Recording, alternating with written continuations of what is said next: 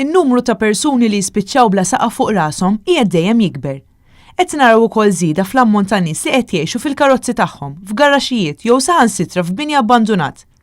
Għal dan il-għan il-Moviment Azzjoni Kattolika qed jingħaqad ma' NGOs oħra biex ikunu jistgħu joffru residenza temporanja għal dawk il-persuni li jispiċċaw mingħajr saqaf fuq rashom matul il-lejl. Ir-residenza Reġina Paċis f'Ħal Balzan qed tiġi konvertita f'dar sabiex toffri kenn temporanju lil familji fil-bżonn jew grupp żgħar ta' nies li jispiċċaw bla dar. L-Azzjoni Kattolika ta' sikwit tiltaqa' ma' familji li mhux qed jaffordjaw il-kara tagħhom. Dan bil-konsegwenza li qed jispiċċaw bla saqaf fuq rashom matul il-lejl. Dawn in-nies jeħtieġu kenn temporanju imqarqar ftit xhur sakemm ikunu jistgħu jiġu lura fuq saqajhom.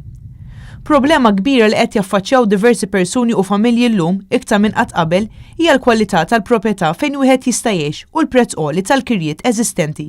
Għalhekk, sitwazzjonijiet fejn persuni jew familji ikollhom bżonn is-sapport għax inkella jispiċċaw bla saqaf fuq rashom saret iktar realtà. Dawn inkludu nies li ma jkollhomx xogħol sigur jew ikunu għadhom qed jistudjaw, filwaqt li hemm oħrajn li jkunu għaddew minn esperjenzi ta' vjolenza domestika li jkollhom bżonn jitilqu minn fejn ikunu qed jgħixu.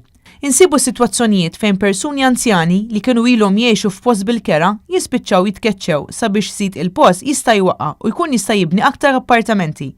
Għandna ammont ta' persuni f'Malta li qed jgħixu f'garaxxijiet, caravans, boat houses u dajes għax mhux jaffordjaw spazji alternattivi. F'pajjiżna bħalissa hawn aktar minn 300 persuna li jinsabu bla saqaf fuq rashom, buħud minnhom jirrikorru għal dawn it-tip ta' shelters.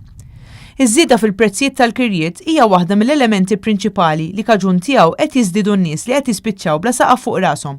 Sitwazzjoni li l-Istat għandu obbligu li jindirizza, kif ilu jenfasizza l-kap tal-Partit Nazzjonalista Adrian Delija.